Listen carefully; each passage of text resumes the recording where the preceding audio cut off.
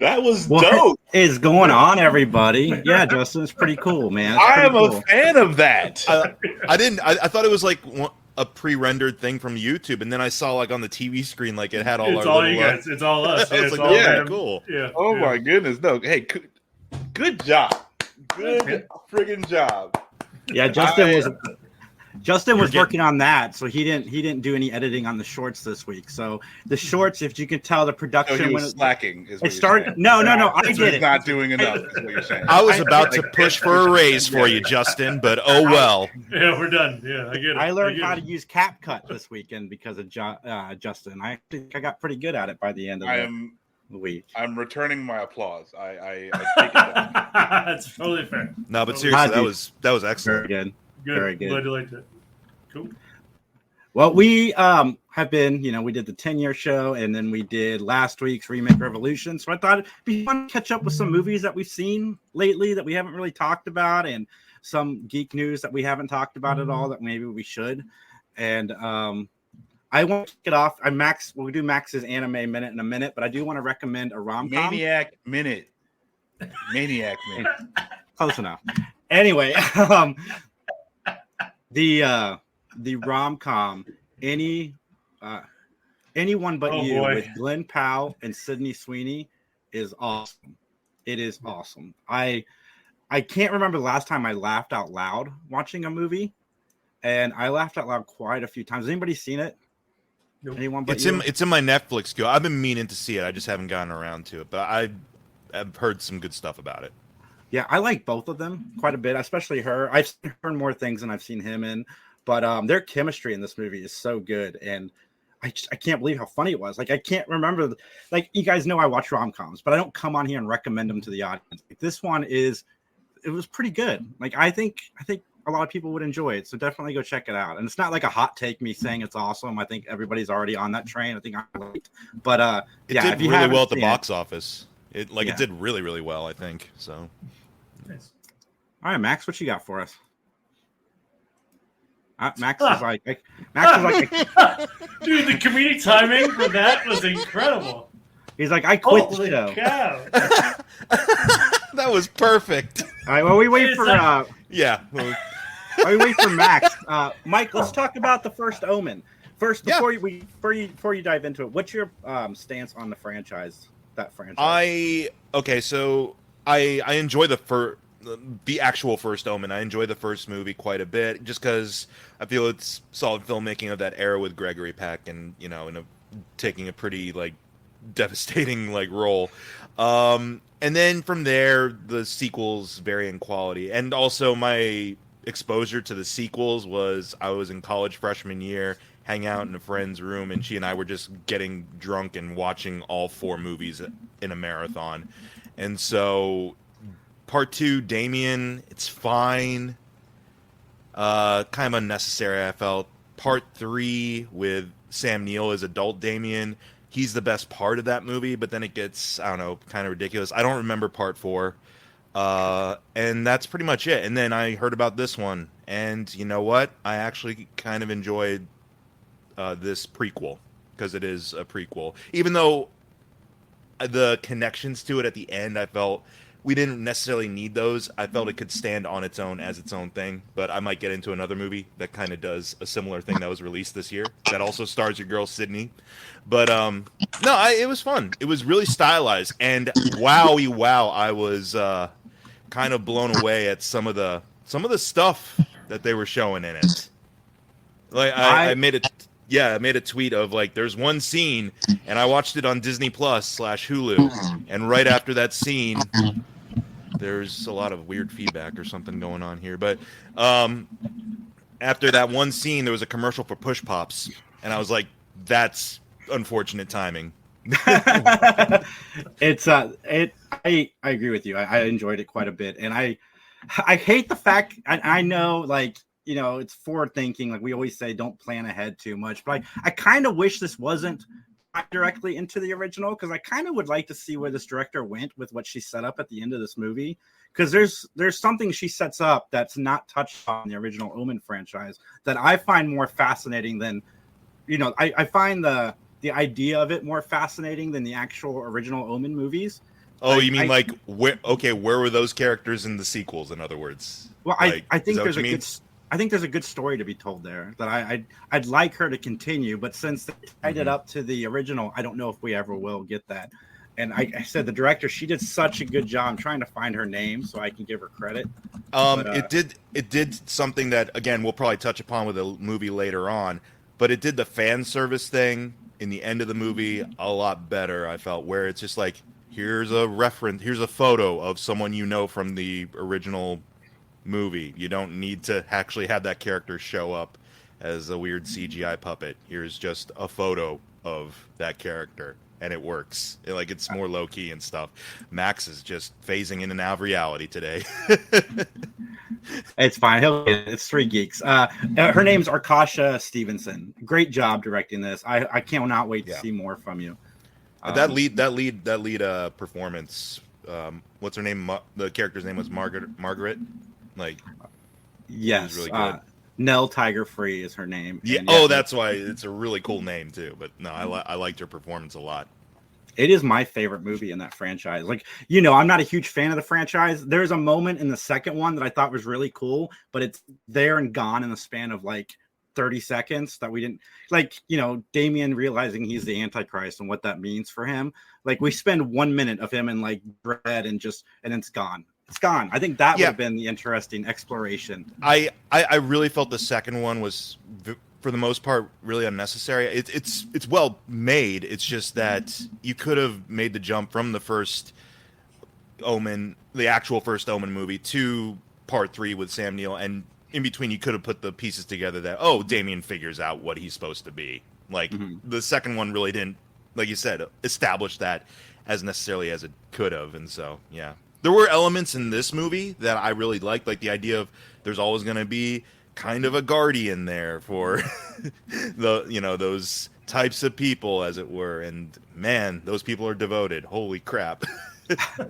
Yeah, when you said you had thoughts in the chat, I'm like, oh, Mike didn't like this because when I'm watching it, I'm like, because I don't recommend very many movies to you, and this one I was watching, I'm like, I think Mike will like this, and then when you said I have thoughts, I'm like, oh, Mike didn't like it, so I missed something. Oh no, all of his thoughts are bad. No, yeah, I had thoughts in the positive sense. I'm like I said, where other like more mainstream horror stuff would probably shy away from getting too grotesque, I appreciated that this movie got grotesque. Like that scene before the Push Pops commercial, I was like, I was shocked that it was happening, and then immediately the commercial happens, and I started laughing. Like I was just like, I'm like, that's such bad timing, Disney. But I like the scene itself was really effective. I was just like, and the wow. idea of doing a period piece. Like I wish more horror movies would do that. Like instead of making this set in the modern day or try to make it a prequel to the remake, they made it a prequel to the original and set it back then. I thought it was cool. Like if you're going to go back to these old horror franchises, set it in the time. Like don't modernize it. I just love Rome too. Like any excuse to shoot movies in Rome, do it. Absolutely. Max, what do you got for us? All right. My Hero season 7. I'm not sure if it has been going for a while now or if it dropped recently, and I don't care. It is all out now. So I watched it from beginning to end. It took me like a week. I am still digging this show.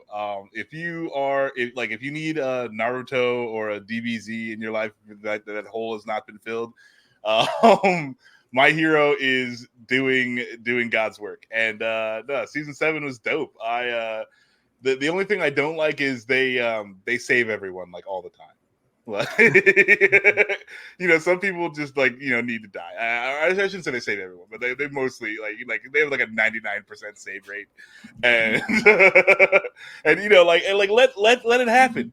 Let's feel bad about missing this person. Like that's real stuff. So yeah, like that would be my major critique against it is like they superhero just a little too well in that show. But I'm still having a lot of fun, and I was happy to see season 7 in my Crunchyroll watch list there. So yeah, watch that, and it's good. So if you're a My Hero fan and you had your head under a rock like me, it's out. Season 7's finally out, and it's dope. I love that, man. When you don't know if your season of your show is out and you're flipping through and you see it, it's one of the greatest feelings ever, especially doing what we do with the podcast weekly. It's so hard to not be in touch, at least for me. And then when you see something that's coming out that you didn't realize was coming out, it's exciting. Yeah, it was weird too because it's not like in my Crunchyroll they have that little banner or whatever, and it's like watch my hero, and I'm like, yeah, bro, like it's in my watch list. Like, why are you trying to? It's like, oh, the new season is here. Okay, that's the way it was for Cape Crusader when that came out. Like, I had no idea that was coming out until I saw you guys talking about it in the chat. I'm like, oh crap, all of it, nice. Yeah, I knew it was coming, but I thought we were a year out from it, so that one got me. But one of the movies, I actually had the same similar thing. I was flipping through Amazon and I saw a new John Cena movie I didn't know was coming out called Jackpot. And guys, this movie's premise is batshit fucking crazy, but it is funny. I'm not an Aquafina fan, like at all, but I thought her and John Cena in this movie, I thought John Cena and her in this movie were so good. It's almost like The Purge. So California has this new thing. It's in the future, and person wins the lottery, and the rest of the state has until dawn to kill this person, and then they win the ticket and they win the lottery. And John Cena plays a for hire protector, and it's so good. And every time she walks down a street, everybody on the street gets alerted that she's there, so they all just grab weapons from everywhere. It's so funny. I had so much fun watching. It's one of those turn your brain off and just enjoy the movie. But yeah, John Cena. Do you know who directed it or who was behind it? Paul Feig. Oh, okay. Cool. I was pleasantly surprised. I mean, it's John Cena. Ever since the 2016 Ghostbusters, he's been doing darker comedy type of stuff. Yeah, he's got a more cynical edge in a lot of his movies. I've noticed. He's jaded now. He's a little hurt and broken. Was Simple Favor after Ghostbusters too? Yeah, I believe so. Yeah, because I think Ghostbusters was his actual first big movie thing, because he'd been doing directing jobs for The Office and Parks and Rec and things like that, I think. So. Mm-hmm. Yep. Awesome. Oh, Bridesmaids. What service is it on? Bridesmaids, that's right. Amazon. Right? Prime. Yeah, it's a Prime original. It was a lot of fun. What is going on? The Chlebeck? How you say it? Chlebeck? Chlebeck? Yeah, that's what I'd say. Yeah, we are geeks. No, we're not Greeks. We're geeks. No one here. Share me the truth. That's awesome. That's right. We are giving you. You just posted an activation code for something. Oh my goodness! The Greeks are here. Jason, do you remember George the Greek? I do, man. He was still delivering me pizzas until I moved here. Oh my goodness. We used to there's this delivery driver at the local pizza shop that Jason and I have known for 20 years. And he's a Greek dude. Do you call him George the Greek to his face? Yeah, he's the only Greek person I'd ever met in my entire life. So he's when we worked there with him. But yeah, man, every time George would show up the pizza, because Donato's is still one of my favorites, I had it. Everybody else would get the standard tip, but if I saw George, I had to pull an extra $10 for him. I always tip George very, very well. I got my pizza so fast all the time, and Ron. I'd tip Ron too. But what ethnicity is Ron? White. It doesn't matter. Not Greek. No, this guy would be having a conversation with you, normal conversation. His mom would call him, this grown ass man, and then he would just get into this shouting match with his mom without skipping a beat in Greek, and so you have no idea what they're saying, but it's just going a mile a minute. It sounds crazy, and then hang up the phone and just start talking to you again, not skipping any beats, and just it was my big fat Greek wedding stuff. And knowing that his mom is outside in the car with him, he's delivering pizzas. She's calling him from the car. Oh my god. Oh, okay. That's an extra layer of weird. But okay. It's I love that man. Yeah, he's a great guy. Though. Well, there you go. You get dinner and a show. That's pretty fun. Domestic disputes with the Greek. Who knows? It might become a murder mystery thing. For, That would be sad, but it would still be cool. I'd be down. Like that's fine. No, I mean that's cool that you had regular like delivery people or regular people that you interacted with that were personalities that stood out. He could have been George the Greek could have been in a Kevin Smith movie. He could that character could be in a Kevin Smith movie. I think like he would just fit somewhere in there. He could be in a Max movie. Yeah, as soon as it's the first one that happens, he's going in it. Yeah. For sure. Make a mental note. All right, well, let's talk George. about it. I've already made an actual note. That's a note that I'd made previously. It's fine. You've had that months in advance. Yeah. That's gotcha. Since 2000. But Alien Romulus, I finally got to see it. It is my second favorite movie of the year that I've seen so far. Fede Alvarez nails the suspense in this movie. And I was worried because I had high expectations going into this. And, more and more waiting. And then Scott liked it. And, oh, my God, Scott never likes anything. So that added a different layer. Scott likes things. He just doesn't like anything that you like. On the rare occasion when the stars align. You guys Yeah. So I'm like, okay, now I've got the added, I loved it. I loved the movie. I loved the lead. A lot of the characters I didn't care about, but I did care about the lead. I thought she was really, really good. She had a nice arc throughout the story, and what's her name? The junior photographer from Civil War. Yes. Okay. Yeah. I was like, where have I seen this person before? Oh yeah, you're right. Yep. No, I like she's her. good. I liked her in that movie too. So like, I like her. Mm-hmm. The actress's name is Kaylee Spaney. Yeah, Spaney.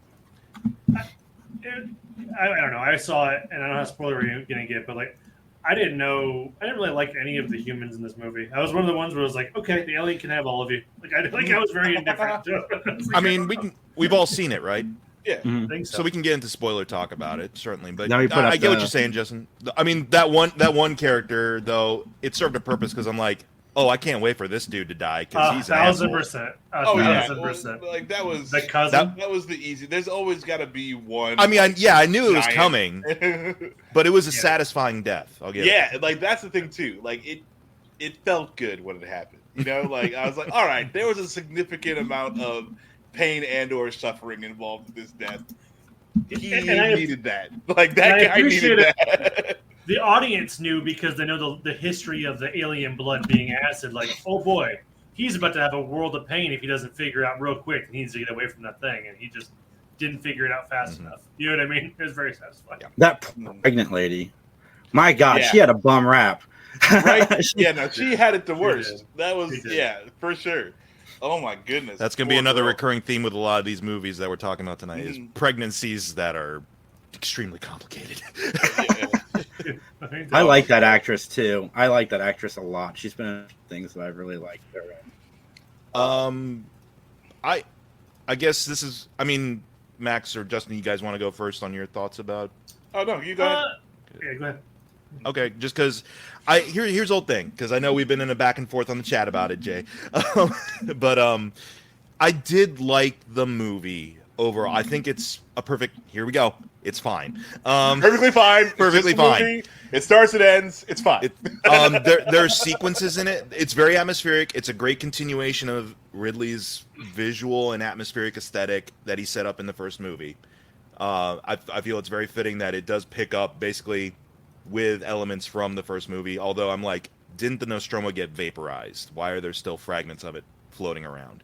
But I like the production design of it. There are some cool sequences. That is the most facehuggers I've ever seen together in an alien movie, and it creeped me the hell out.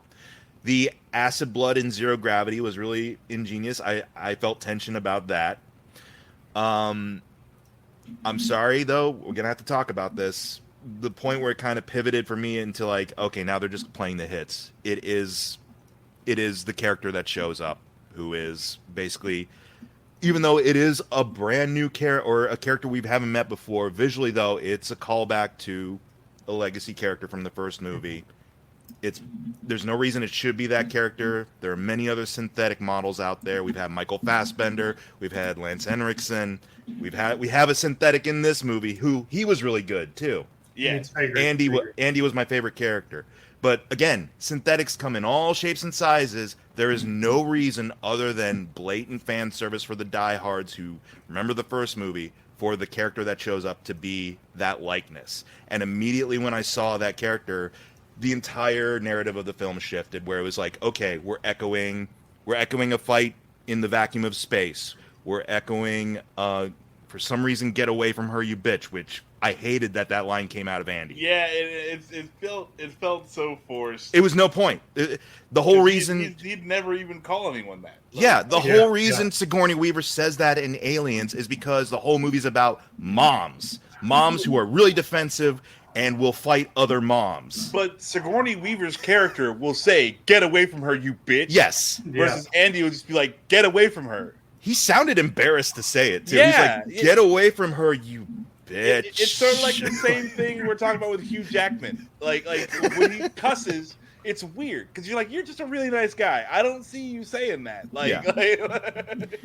And Ridley Scott had to bring back his Prometheus stuff, which I think on its own would be fine, but the fact that he keeps trying to tie it back into the overarching alien stuff doesn't work for me. Like, he brought back Prometheus goo. And even though he didn't direct this, but you can't tell me that him being a producer, he wasn't like, oh, we got to have my goo in there. Oh, yeah, Ridley good. Ridley Scott and James Cameron did have say on the scripts. Like, they were involved. Yeah. I don't know to what degree, but Fede Alvarez did say they were involved. And the cameo you're talking about, that was a Ridley Scott thing. He got the permission from the family. And to be completely honest with you, I would have known that it was a callback because I've seen Aliens, and all of them one time. I've seen Prometheus twice because I really like Prometheus. I actually thought that they did a really good job tying the Covenant and Prometheus stuff in. I had a weird Mandela effect with Lance Henriksen. I thought he was in the first Alien movie as the synthetic. Yeah, so like my wife and I watched it recently, within the last year or so, where I was like, oh, okay. Like, my brain fixed itself, but I always put Lance Henriksen in that first one for some reason, and so when if we hadn't watched it recently, then I would have been like, who the heck is that guy? And like I said, that's why I was like, okay, this is clearly a callback designed for the ones who have stuck with this franchise since '79, who have been there since the beginning and are like entrenched. Like, I get it. And here's the thing, Jay, I don't mind that the family cleared on it. You know what? If they're going to get compensation for that, fine. I have no problem with that at all. But it is a trend that I find very concerning, that I have noticed ever since Disney has acquired these properties from Fox Studios. We're getting a lot more of this type of stuff. And I'm not saying other studios haven't done this. I mentioned to you in the chat, Furiosa did it, actually. They had the likeness of an actor who had passed away in 2019 show up. But he shows up for like 9 seconds, has one line of dialogue, isn't a plot point necessarily. Like, the whole movie doesn't revolve around them being there or not. Here, again, this is why I felt the shift in the film. The whole arc of the story revolves around them discovering this character and this likeness. And then from there, it's really distracting that it's like, we're having another Alien Resurrection hybrid baby. We're having, again. I don't know why they had to touch on that note. I was like, and like, the thing is, I liked it. Yeah, that was freaky. The Alien Resurrection one's freakier. Like, it looks the same.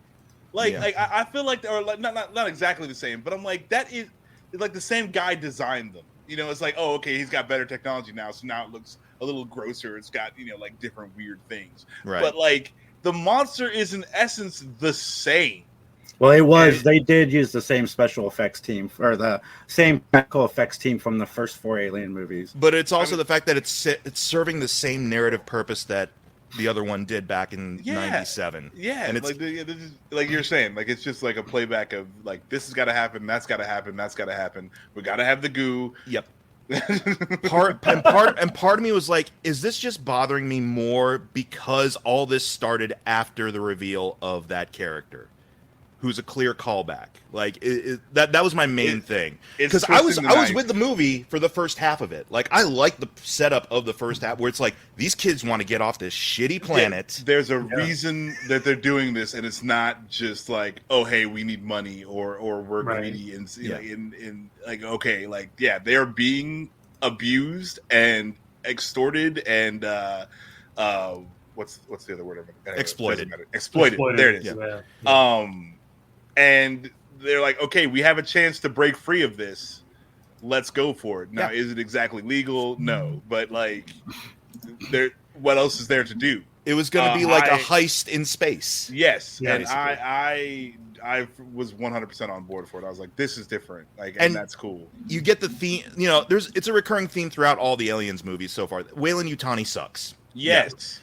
You had that at the beginning of this movie because, that's a Weyland-Yutani planet, and they treat their workers like shit. But then it could just be like, hey, let's go up to this derelict space station. Let's get this stuff so we can get to our dream planet.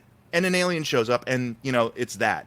And it could have just been that, and that would have been its nice self-contained story. But the fact that they also have to tie in, reminder, Weyland-Yutani's still a shit. Here's half an android to remind you. And I would have, I liked with the shift in Andy, I like that, they put the chip in and the chip is like, oh, well, this needs to be fixed and that needs to be fixed. But they could have done that and it not have been that guy. It didn't have to be even the Nostromo. Like you're saying, like the Nostromo got vaporized. So it could have just been another ship. They're like, okay, hey, this company sucks. We're good, but they always got to F with this alien stuff. Yeah. They always got to mess with it. Like they can't help themselves. Some poor kids happen upon it, and this happens. Like, I think at this point, it's well established. Weyland-Yutani is deep into xenomorph, whatever. Yeah. Oh, you could just assume they're doing something with xenomorphs in the background.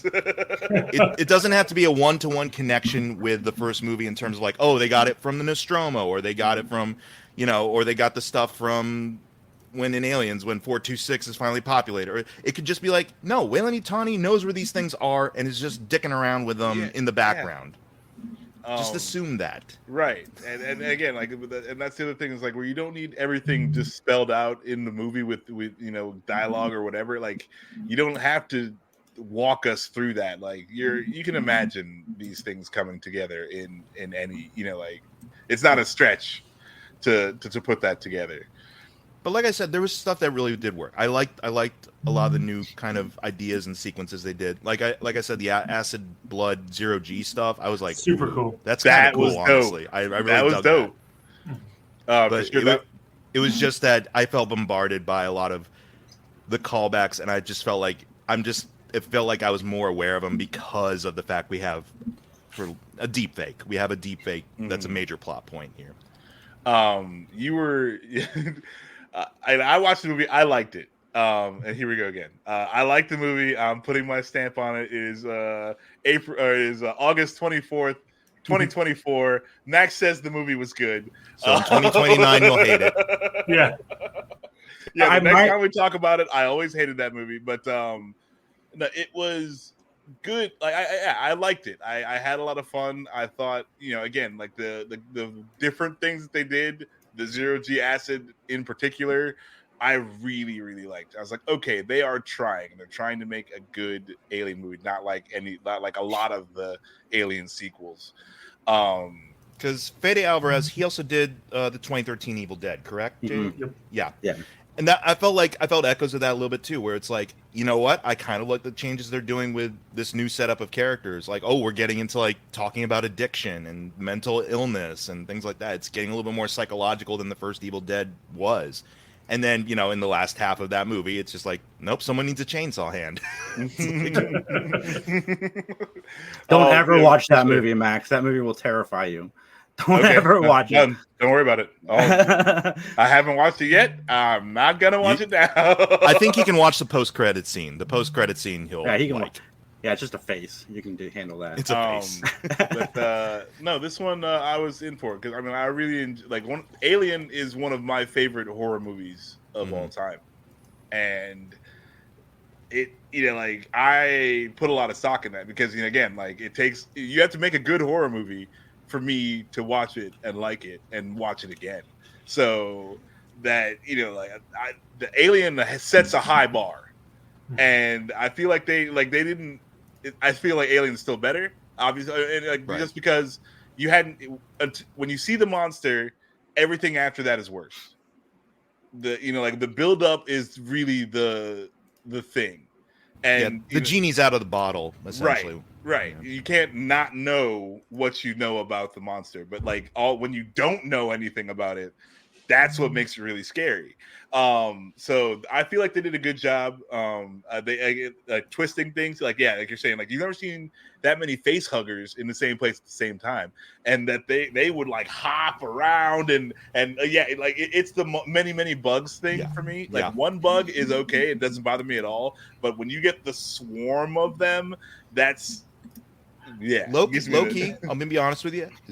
Full-grown xenomorphs have never actually scared me. The face huggers are the scariest part of the franchise for me. Yeah, just because they are small, but the fact that they're so invasive. But that's the worst. Yes, it's worse. It's because the alien just kills you. The alien just kills you. And in this movie, at least the alien was like eating people. You know, like I dug that. I was like, oh, there's a nice little new thing. You know, like that's, and it's dragging the bodies off like, I'm hungry. And then you actually see like what happens in the full cycle. Like you have a straight up like vagina in the wall that gives birth to a full grown. Right. Yeah. But I'm like, oh, that's different. I'm curious because we're getting Noah Wiley, who did Fargo, is doing an Alien series that comes out next year. And I don't remember where in the timeline it fits. I thought this was that. I didn't realize I didn't realize they were two separate things, but so I need to watch Prey because I've heard Prey is also really good. Prey is great. Prey is really good. Prey was dope. And honestly, if you were to do a TV show, I would say that Prey would be sort of the angle you want to go, where it's not a full do like an anthology thing with Alien, like what they did with the Dark Horse comics. They didn't have necessarily an overarching like story arc throughout the Aliens comic. They just told smaller like vignettes about people coming into contact with xenomorphs and how these different people respond. Like I remember there's one like short 6-page story in a Dark Horse like presents thing that I read where one of the shittiest guys you could be a coworker with, they discover an egg, dude, you know, gets like a face hugger and then gets like a xenomorph implanted, and the dude like holds himself up inside the escape pod and everyone else is left to die. And then he comes out being like, "Oh my god, I tried to help, but the captain wouldn't hear of it." And like he comes out a hero, but he's a selfish prick who saved himself. I recently signed up for Audible, and they have some Alien audio series that they've been producing over the last few years. I'm going to check out because their Orphan Black series that they have on Audible is amazing. Tatiana Maslany,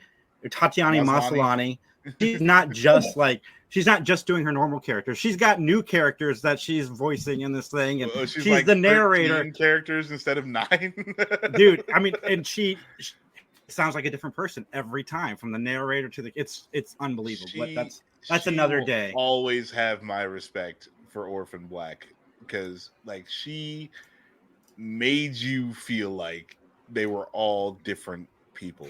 Yeah, Max, like, we have one that we think is hotter than the rest. The same chick. Like it's dude. What was it? Kazmina? What's Asuma? Cosima. Yeah, yes, Cosima. Yeah. Hottest one out of all of them. You know, we should, Jason. We should do a podcast lips where we rate like 1 to 9. Of all the clones. Yes. The only reason I remembered her name is because her wife showed up on the new from Black Echoes on AMC. But Justin, what'd you think? Besides the lack of characters. Well, and to be fair, like they did grow me after a while. He's the main character, but for the majority of the movie, I wasn't a big fan of the humans involved in that movie. But I guess my only caveat that Max and Mike didn't bring up was I didn't understand why the alien caught her to save her life with his tail. Do you guys know why? She was following the air.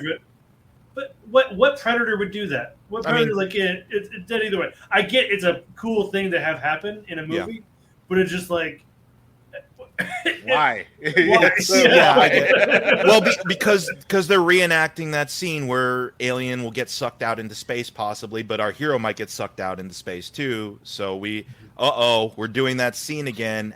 We still got some time in movie to save? Like, what do we do? Alien saves her with tail. Sure. It didn't make sense to me. That was the only thing that took me out of it. It's also another thing too, because if they use the character, the pregnant chick, like they work her into that situation somehow, that makes a lot more sense. The alien's like, oh no, there's a baby. Yeah, right. That's where my mind went. I was like, what if she's been like had a kid? That's our baby. Right? Kind of our baby. Also, I'm like, I agree with you. That's like, it's just when. You know what? People in research labs, they just need to finish watching the lab footage. Right? Like, oh man, like that mouse footage. Yes. Yeah. Just finish watching the footage you recorded, and then be like, maybe it's not a good idea. Oh my goodness. No, okay, like when Andy's like, you can take this, like you might live. I'm like, this guy already told you. This guy already told you the company comes first. Mm-hmm. Like, why would you have to understand, like, the company comes first. Why would he tell you anything that's not going to benefit the company? Yeah. Like, well, the one girl, it helps them. She told her not to take it. I mean, she was. I get that. No, she was desperate. I get why she took it, but then, like, when they're having that little conversation, like, should she take it? I'm like, why are you even asking this guy? Like, anything he tells you, if he like, he was very much being the whole Peter Griffin. Come on, that got me out. That took me out of it a little bit. I was like, you've seen what this guy can do. Like you've seen him like betray you to your face. Like that was one point for me where I was like, this is dumb. Like I said, would you even? Still a good performance though. Like, yeah, for sure. Oh yeah, solid performance. I really like the movie. I am not going to go back. I know there's a lot of rumors that I'm very wishy-washy on this stuff, but no, I really enjoy this movie. I agree. This is you can argue second or third best Alien movie. Agree. Yeah, I'm nitpicky because it was so good and everything else. It's just like, man, if it had nailed that stuff, it would have been like a classic. Oh yeah, home run, just like clean. And it's solid enough. It's just it's that one. I'm sorry, I can't let it go. It is that one thing that is like the linchpin of the whole movie for me. And like I said, I don't mind that there are people who are going to be compensated properly for them doing things like that. It's just I have a lot of concerns about that being a more recurring trend and stuff. There is that, and then there's also like you can't write better than that. Yeah, it has to be that. Like what are we doing? What are we doing? Well, I'm gonna tie it back into what we were talking about First Omen, Jason. Like I said, towards the end of First Omen, where all of a sudden it is starting to tie into what we know about the series. They are doing callbacks to what happens because it is a prequel and it's setting up what's going to happen in that first movie. But they do it subtly. They show you a photo of someone who is in the first movie and say, like, do this for this person. They don't actually bring that person out as a CGI puppet to be like, are you here to do something for me? Like... I'm like, no, it's a lot more subtle than that. It's trusting you to be smart enough to be like, I know that person from the first movie. I know what they're gonna do without actually, parading their digital corpse out. So, yeah, I didn't like the look of it. I was like, because the technology for me is not there yet. Yeah, and if you're gonna recreate a person, as I understand it, who lived. Then it's gotta. I lagged out. Oh, that's okay. Oh, sorry. Yeah, no. I get what you're saying, Max. Yeah, it's not there. It was a combination of animatronics and deepfake, CGI deepfake type stuff. And the fact of the matter is, the first movie, when they did it practically with that same actor, it looked way better, and it was basically just like a head sticking out of a table. And like the actual like living, breathing actor like played it more artificial, like convincingly. Here, where it's like it looks like a cartoon. Yeah. Yep. Yeah, he doesn't look real. Yeah, like it's and hey, okay, I agree with you, Mike. I'm not a fan of it. So, like, if you're gonna do it, it better not. Like, you're already pulling me out of this movie, like with the story that you've chosen to tell. Like, don't make it worse by making the thing that you can't stand also just look fake. Like, I didn't think it looked that bad, to be honest.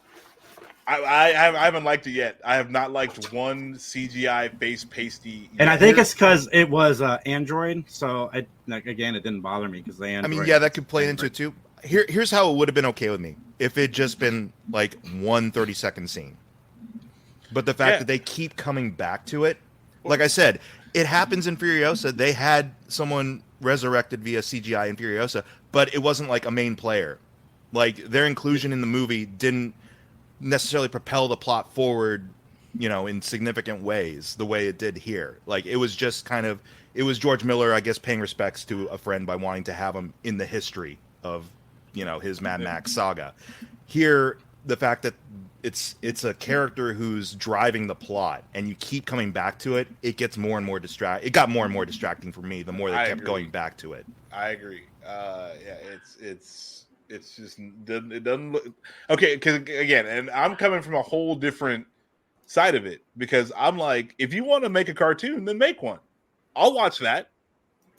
Like you got me already. Like animate it. Like let's go. But don't make anything that just doesn't look good.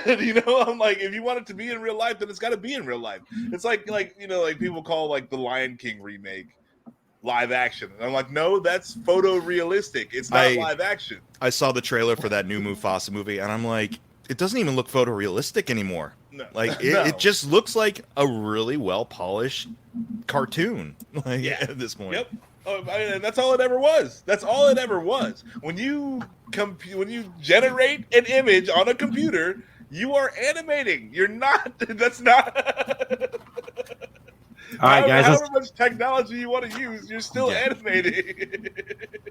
All right, let's give our ratings, and then I want to hear about Immaculate. I give it a 4.5 out of 5. It's my second favorite movie of the year, behind Planet of the Apes. I loved it. The callbacks I didn't really notice because, again, I haven't seen these movies. Yeah, you're not as familiar with it. I've only seen them over the years, maybe once. Not liking. I've liked the first 2 Alien movies, and I liked Prometheus. I liked Prometheus a lot. And then Covenant was okay, and then 3 I couldn't finish, and 4 I saw in the Dollar Theater when it came out initially. I don't remember anything about it other than Joss Whedon wrote it. Yeah. Ron Perlman in that movie. Oh man, I forgot he was even in it. Oh. Yeah, my favorite guy. He plays the same guy he played in Blade Trinity. Yep. or Blade 2. Blade 2, yeah. Yeah, but it's the exact same guy. I will say though, Sigourney Weaver alien hybrid kind of does it for me. She was pretty hot. Oh, the kill me. No, not that one. No, not that one. The one that lives. The Ripley that lived. Oh. The one influence that I did pick up in this movie that I dug is there's parts of this movie that feels like Alien Isolation, if anybody's played it, which is canon to the films. Yeah. And I liked that. And then I went back and saw that Fede Alvarez did, study the game too for that makes sense. A few of the things. He definitely captured that. So maybe it was him. He was like, I have to take elements from all the Alien movies. I mean, I wouldn't be surprised if he leaned that way, but he obviously didn't get much resistance from higher ups to be like, yeah, sure, do that. Oh yeah, because dude was like, oh, you put the goo in here? Oh shit. I got the goo on me. Hey, all right, goo. I haven't seen you in forever. Shit. I do like that they left Ridley and Cameron's name off of it, because every time you hear about a new Terminator movie, they pray James Cameron out, and we all roll our eyes. Like hearing about it now at the movie, we've seen it and liked the movie, and now you can say, yeah, James Cameron and Ridley Scott, they had a hand in it, but don't tell us ahead of time, because I don't care. Anytime Cameron got trotted out for Terminator stuff that didn't involve him directly, other than being a producer, every time I see him, I'm just like, he's just thinking about his next Avatar movie. Like he's like, just give me the check for saying that. Yeah, this next Terminator is gonna be great. Yes. I gotta go drown Kate Winslet again. Or Ocean Gate. He did like a whole documentary about Ocean Gate, I think, or did a bunch of interviews with that. If it's not ocean related, he doesn't care. Yeah.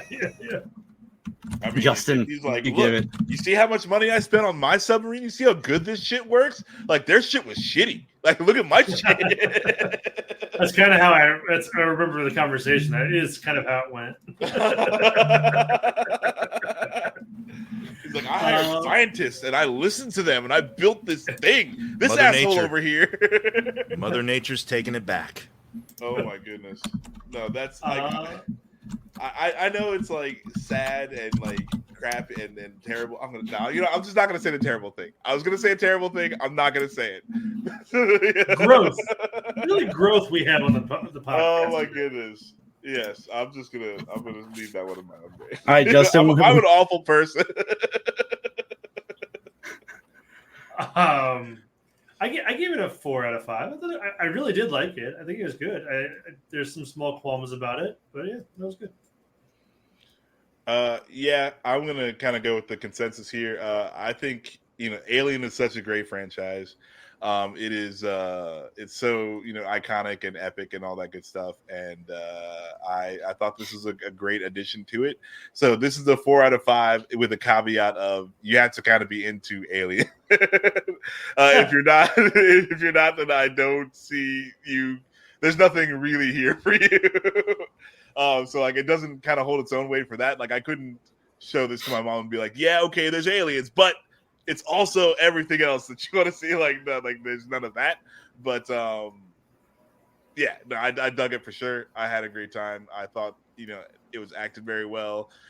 Andy was such a great. Like I mean, the synthetics always have to. They're always the one who people are looking most at. I feel like. It's the synthetic is always a big part of the whatever's going on, and that whoever's playing the synthetic has got to bring it.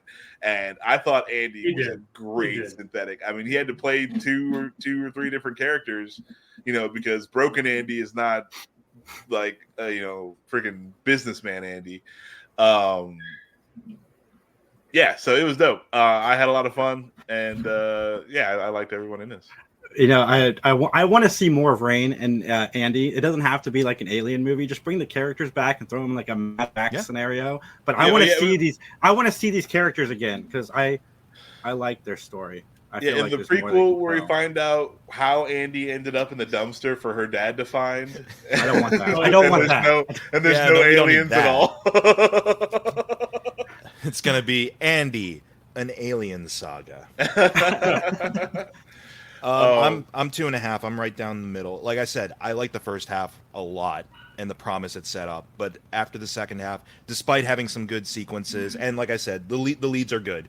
But despite having some interesting sequences, like I just couldn't help but feel distracted by that significant thing and how the film kind of shifted after that for me. And again, that's just me because this movie's doing well anyway. So I'm glad it's doing well too, because honestly, yeah, Aliens is one of my favorite franchises too. So if we can get better stuff after this, absolutely. But it's right down the middle, 2.5 for me. Nice, Mike. Don't mute yet, man. You gotta tell me about Immaculate because I want to see this movie. Since you're, has anyone else seen Immaculate, or am I the only one? I think I'm probably the only one who's heard about it, other than you. Yeah, this one's also on Hulu or Disney Plus or however you want to see it. It stars your girl Sydney Sweeney.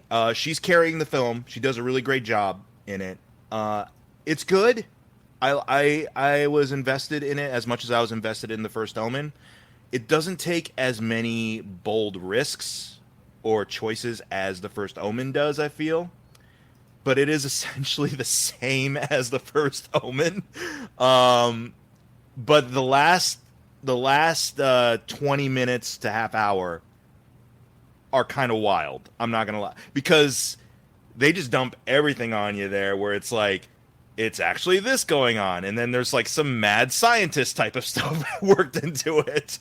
It's not just like, hey, satanic kind of cult stuff. No, it's like full on like, welcome to Jurassic Park. Kind of stuff. I'm like, it's on that level. And I'm kind of like, what? And the ending, I'd say that's a hell of a way to end your movie. Yeah. I'm not going to say anymore because if you genuinely want to see it, Jay, like, absolutely, I do recommend it. I like the First Omen probably more than this, but they're even keel. It's just that the First Omen went really hard, and Immaculate kind of plays it safe a lot sometimes. But Sydney Sweeney is really good in it, and I'd only known her. Here's the thing: I have anyone but you in my queue, and I've seen clips of Euphoria here and there. Certainly, I'd only known her from Madam Web. Yes. So yes, her greatest role. You haven't seen White Lotus? I haven't seen the season. Was she in first or second season?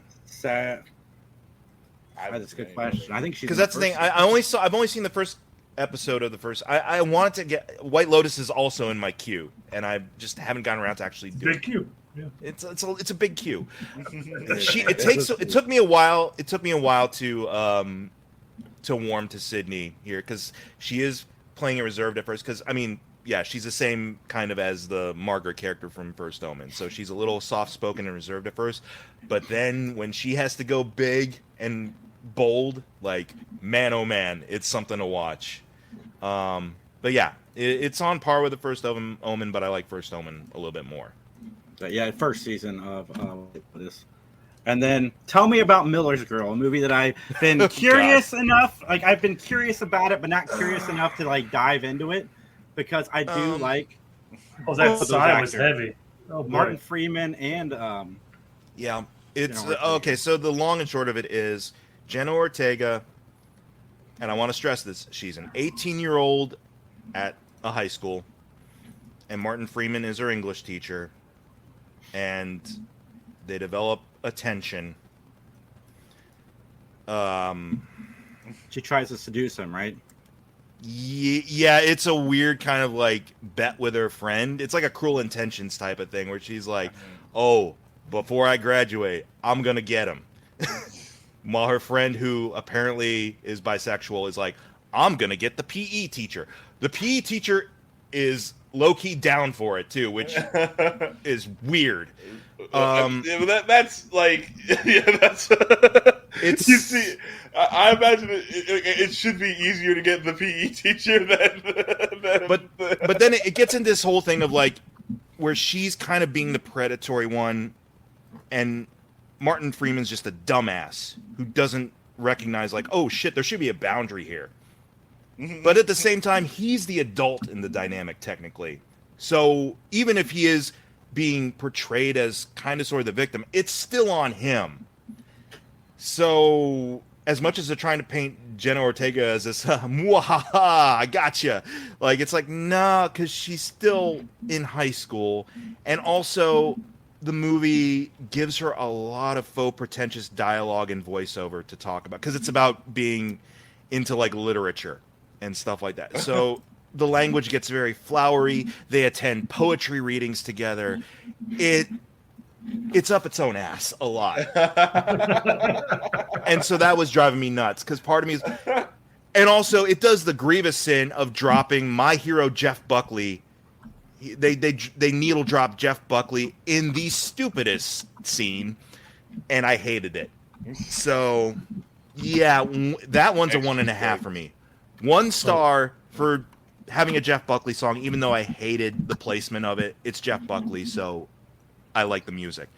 And a 0.5 star for Jenna Ortega not bursting into laughter every time she had to read the dialogue that she had to read. Yeah, I saw a trailer for it, looked okay, and then I saw another trailer for it that didn't look so good.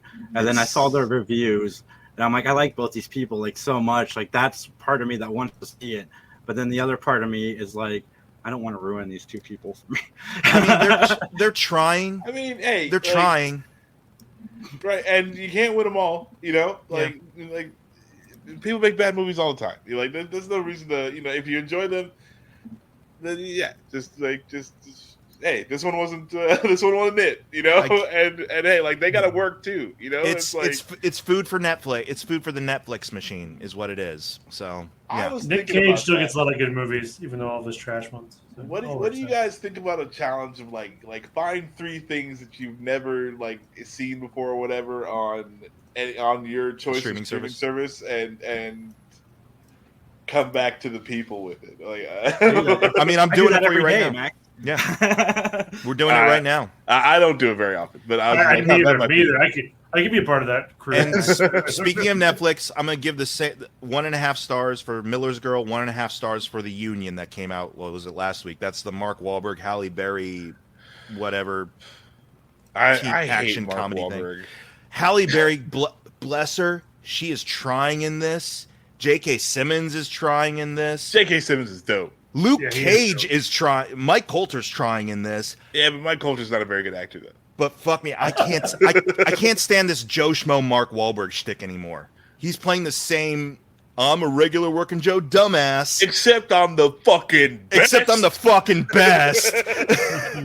I'm secretly the baddest ass here of all time. My name is Marky Mark. Ever was. Like I can't, and I called the twist like 5 minutes into it because they do the whole, this character's on the bridge. This character got shot on the bridge and fell off of the bridge. They're doing the whole twist from the first Mission Impossible movie. I was like, oh, okay, I know who the bad guy is. So I was just waiting for it for the whole movie. I'm like, yep, there he is. Hey. Got it. Long time no see. So, but as I said on my Letterboxd review, I gave it 1.5 stars because I did not recognize Lorraine Bracco or Adewale from Oz. Okay. They look totally different from the last time I saw them, which is on HBO shows. I was just like, I'm like, oh my God, Lorraine Bracco? Man, she's got some gray hairs now, but I didn't recognize. And Adewale, oh my God, he beefed up a lot. Oh wow. I was like, Jesus. Nice. Yeah, my reviews will be back next week, guys. I kind of went down a rabbit hole. My TikTok reviews are doing so well, viewership, so thank you, guys. I went down a rabbit hole of Lacey Chabert Hallmark Christmas movies.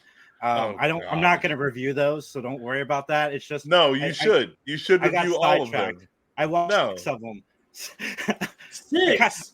I kind of have a crush right now, Justin. How many are there? On Lacey How Chabert. many are there? She has like hundreds, Max. Hundreds.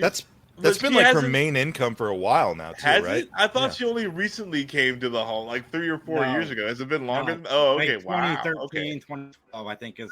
Okay. Yes. Good for her for making the money. Hey, she's do the best. whatever. She's I the don't best gotta of watch those Hallmark movies, everybody. So.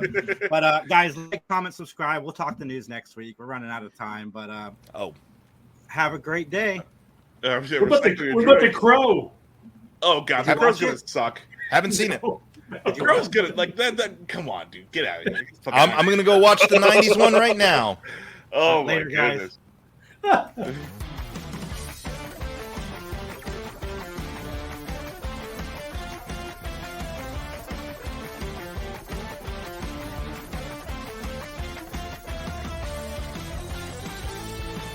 Mike, would you prefer like a featuring Mike McGee or like a I'm cool with that. special guest?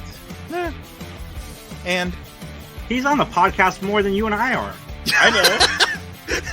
and Ever notice how ads always pop up at the worst moments? When the killer's identity is about to be revealed. During that perfect meditation flow. On Amazon Music, we believe in keeping you in the moment. That's why we've got millions of ad-free podcast episodes, so you can stay completely immersed in every story, every reveal, every breath. Download the Amazon Music app and start listening to your favorite podcasts ad-free, included with Prime.